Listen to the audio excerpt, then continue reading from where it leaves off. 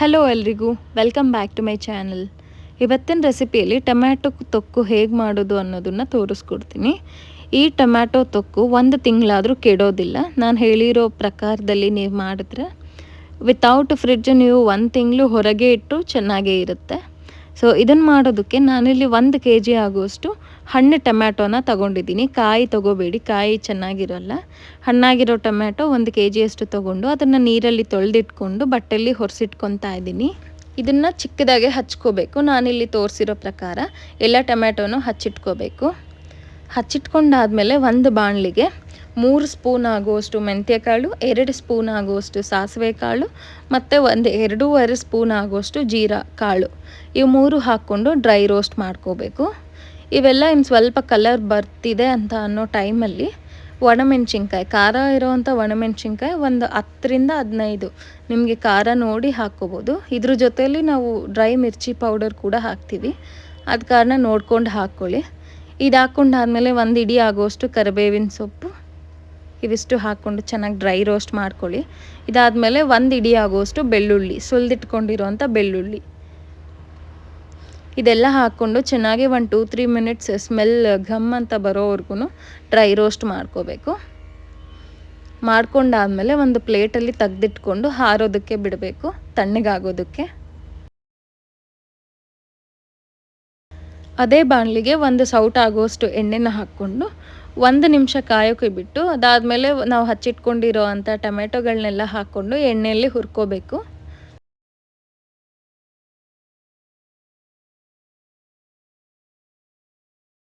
ಈ ಟೊಮ್ಯಾಟೋನ ನಾವು ಎಲ್ಲಿವರೆಗೂ ಹುರಿಬೇಕು ಅಂತ ಅಂದರೆ ಇದು ಎಲ್ಲ ಚೆನ್ನಾಗೇ ಹುರಿದು ಇದರಲ್ಲೇ ನೀರು ಬಿಟ್ಕೊಂಡು ಫುಲ್ಲು ಸಾಫ್ಟ್ ಆಗಬೇಕು. ಆ ಅಂಥದ್ವರೆಗೂ ನಾವು ಚೆನ್ನಾಗಿ ಟೊಮ್ಯಾಟೋನ ಎಣ್ಣೆಯಲ್ಲಿ ಹುರಿಬೇಕಾಗುತ್ತೆ.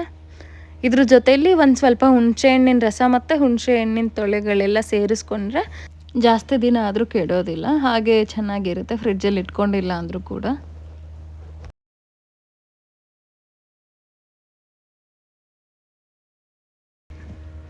ಇದಾದಮೇಲೆ ಇದಕ್ಕೆ 1 ಇಡಿ ಆಗುವಷ್ಟು ಕಲ್ಲುಪ್ಪು ಹಾಕ್ಕೊತಾ ಇದ್ದೀನಿ ನಾನಿಲ್ಲಿ. ನುಣ್ಣುಪ್ಪು ಬದಲು ಕಲ್ಲುಪ್ಪು ಹಾಕ್ಕೊಂಡ್ರೆ ತುಂಬ ರುಚಿಯಾಗಿರುತ್ತೆ.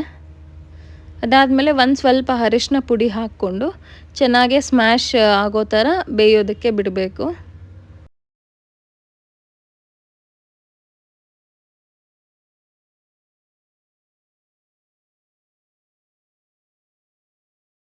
ಮಿಕ್ಸಿ ಜಾರ್ಗೆ ನಾವು ಹುರಿದಿಟ್ಕೊಂಡಿರೋ ಅಂಥ ಪದಾರ್ಥಗಳನ್ನೆಲ್ಲ ತಣ್ಣಗೆ ಆದಮೇಲೆ ಹಾಕ್ಕೊಂಡು ಅದ್ರ ಜೊತೆಗೆ ಒಂದು ಅರ್ಧ ಸ್ಪೂನಷ್ಟು ಹಿಂಗು ಹಾಕ್ಕೊಂಡು ಚೆನ್ನಾಗೇ ಗ್ರೈಂಡ್ ಮಾಡ್ಕೋಬೇಕು.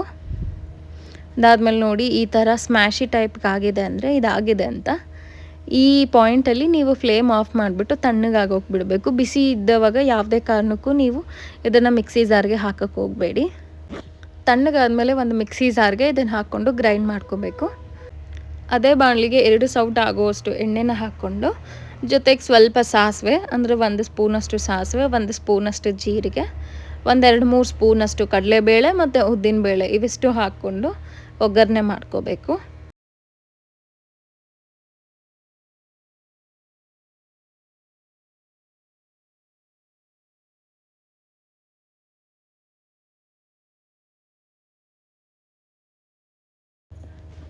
ಒಂದು ಸ್ವಲ್ಪ ಒಣಮೆಣ್ಸಿನ್ಕಾಯಿ ಮತ್ತು ಕರಿಬೇವು ಸೊಪ್ಪು ಹಾಕ್ಕೊಂಡು ಒಗ್ಗರಣೆ ಮಾಡಿಕೊಂಡು ನಾವು ಗ್ರೈಂಡ್ ಮಾಡಿಟ್ಕೊಂಡಿರೋ ಅಂಥ ಟೊಮ್ಯಾಟೋದು ರಸ ಕೂಡ ಇದಕ್ಕೆ ಸೇರಿಸ್ಕೋಬೇಕು. ಟೊಮ್ಯಾಟೋನ ಗ್ರೈಂಡ್ ಮಾಡ್ಕೋಬೇಕಾದ್ರೆ ನೀವು ಸ್ವಲ್ಪನೂ ನೀರು ಹಾಕ್ಕೊಂಡಂಗೆ ಗ್ರೈಂಡ್ ಮಾಡ್ಕೋಬೇಕು. ನೋಡಿ ಈ ಥರ ಇರುತ್ತೆ. ಈ ಥರ ಒಗ್ಗರಣೆಗೆ ಹಾಕ್ಕೊಂಡು ಒಗ್ಗರಣೆಯಲ್ಲಿ ಚೆನ್ನಾಗಿ ಕೈ ಆಡಿಸ್ತಾ ಇರಬೇಕು.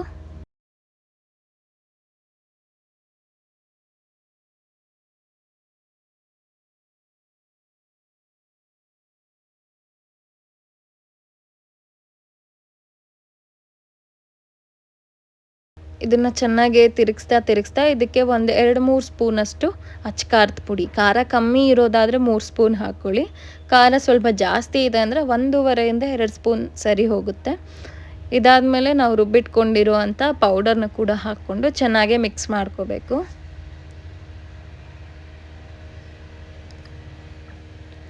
ಈ ಟೈಮಲ್ಲಿ ನಿಮಗೇನಾದರೂ ಉಪ್ಪು ಸ್ವಲ್ಪ ಕಮ್ಮಿ ಆಗಿದೆ ಅಂತ ಅಂದರೆ ಉಪ್ಪು ಹಾಕ್ಕೊಂಡು ಜೊತೆಗೆ ಒಂದು ಸ್ವಲ್ಪ ಬೆಲ್ಲ ಹಾಕ್ಕೊಂಡ್ರೆ ಟೊಮ್ಯಾಟೊ ತೊಕ್ಕು ರೆಡಿ ಆಗುತ್ತೆ.